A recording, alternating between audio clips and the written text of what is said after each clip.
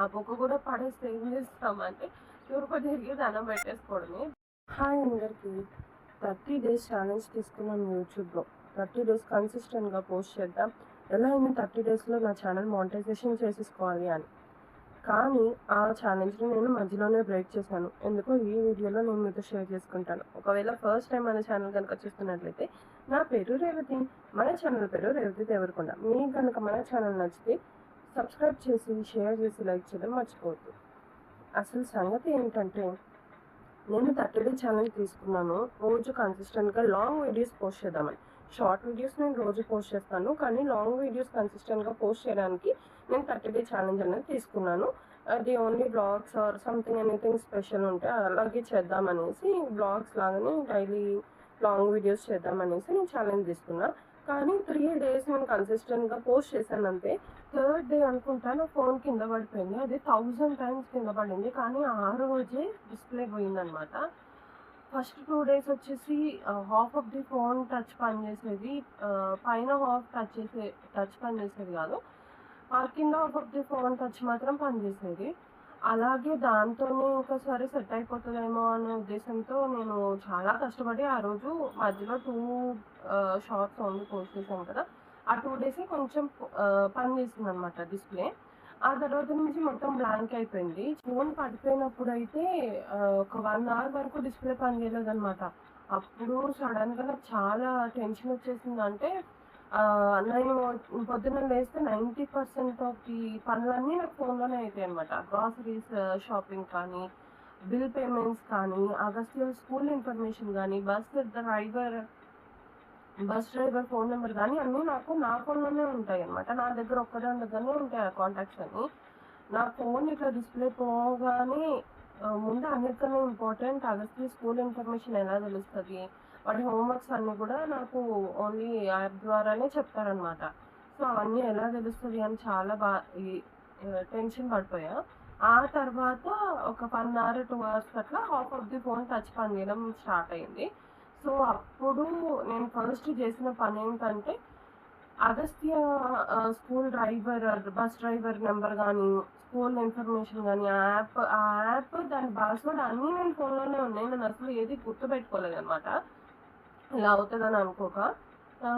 ఆ password, apps అవన్నీ కూడాను నేను ఆ యాప్స్ క్రెడెన్షియల్స్, జీమెయిల్ క్రెడెన్షియల్స్ అన్నీ నేను మళ్ళీ ఒక బుక్లో నోట్ చేసుకున్నాను. మళ్ళీ ఎప్పుడు బ్లాంక్ అయిపోతుందో తెలియదు అనేసి అవన్నీ నోట్ చేసుకొని వేరే ట్యాబ్లోని, ల్యాప్టాప్లోని నేను అయితే సేవ్ చేసుకున్నాను.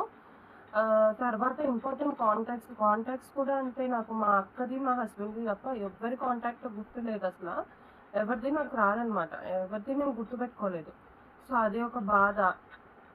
నేను తర్వాత ఇంపార్టెంట్ వాళ్ళ స్కూల్ టీచర్వి కానీ, రిసెప్షనిస్ట్వి కానీ, ఇట్లా గ్యాస్వి కానీ అన్నీ నేను నెంబర్స్ బుక్లో రాసేసుకున్నాను అనమాట.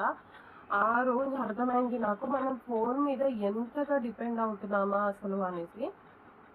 ఫోన్ ఇట్లా పోగానే నాకు తర్వాత 1 week వరకు రిపేర్కి ఇవ్వడానికి అస్సలు అవ్వలేదు.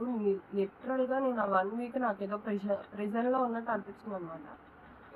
ఈ అన్ని పనులు దానిలోనే ఉంటాయి, కానీ ఏం చేయలేకపోతున్నాను. దానివల్ల నాకు పోలియో డ్రాప్స్ ఉన్నట్టు కూడా నాకు అసలు తెలియలేదు.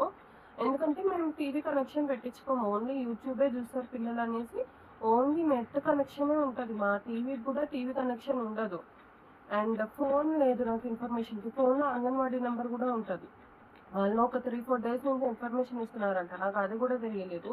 పోలియో డ్రాప్స్ కూడా మిస్ అయిపోయాను. నెక్స్ట్ డే మళ్ళీ సపరేట్గా వెళ్ళి వేయించాల్సి వచ్చింది. పిల్లల్ని అంగన్వాడీకి తీసుకెళ్ళి అగస్త్య స్కూల్ నుంచి తీసుకెళ్ళడం అదంతా కొంచెం హెక్టిక్గా అయిపోయింది నెక్స్ట్ డే.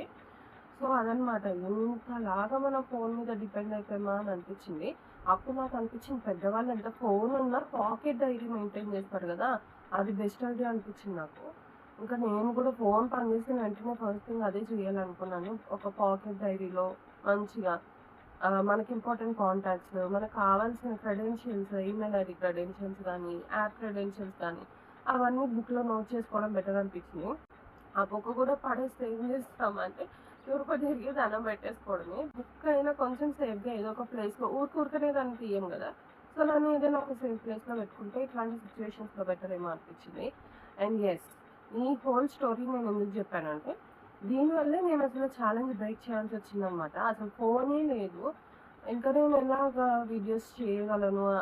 సో, ఆ 1 వీక్ మధ్యలో 1 వీక్ నేను అన్ని సోషల్ మీడియాస్‌కి కొంచెం దూరం అయిపోయాననమాట. అండ్ తర్వాత 1 వీక్ తర్వాత ఫోన్ ఇచ్చాను. రిపేర్ చేసి డిస్‌ప్లే ఏసి ఇచ్చారు. సో, అప్పటి నుంచి మళ్ళీ వీడియోస్ అనేవి స్టార్ట్ చేస్తున్నాను. అండ్ అలాగే మధ్యలో బ్రేక్ అయిపోయిన ఛాలెంజ్‌ని మళ్ళీ ఫస్ట్ నుంచి మళ్ళీ బ్రేక్ చేసినప్పుడు మళ్ళీ అక్కడి నుంచి కంటిన్యూ చేయడం అవ్వదు కాబట్టి, సో, మళ్ళీ ఫస్ట్ నుంచి బ్రేక్ చేయడం అంటే నేను యాక్చువల్‌గా మార్నింగ్ లేవటం, డైలీ రొటీన్ అదంతా మామూలే. కానీ నేను పెట్టుకున్న ఛాలెంజ్‌లో రూల్స్ వచ్చేసి డైలీ అప్‌లోడ్ ఇట్లా సోషల్ మీడియాలో అప్‌లోడ్స్ అవన్నీ ఉన్నాయి కదా! సో, అవన్నీ నేను మిస్ అయిపోయినా. అసలు నేను స్టార్ట్ చేసిందే ఫస్ట్ థింగ్ నా రొటీన్ నేను స్టార్ట్ చేసుకోవడానికి, నా రొటీన్ నేను డిసిప్లిన్‌గా ఫాలో అవ్వడానికి. నెక్స్ట్ థింగ్ వచ్చేసి ఛానల్ మానిటైజేషన్ కోసం అండ్ ఎక్కువ ఇంటరాక్షన్ కోసం పబ్లిక్‌తో ఆర్ ఎల్స్ మన సబ్స్క్రైబర్స్‌తో ఎక్కువ ఇంటరాక్షన్ కోసం డైలీ ఒక లాంగ్ వీడియో అనుకున్నా. మానిటైజేషన్ కోసం కూడా. అండ్ సో, ఈ రొటీన్ అనేది నేను ఫాలో అయ్యాను గానీ, ఏదైతే ఈ యూట్యూబ్‌కి సంబంధించిన రూల్స్ నేను పెట్టుకున్నానో సోషల్ మీడియాకి సంబంధించి అది బ్రేక్ చేసేసాననమాట.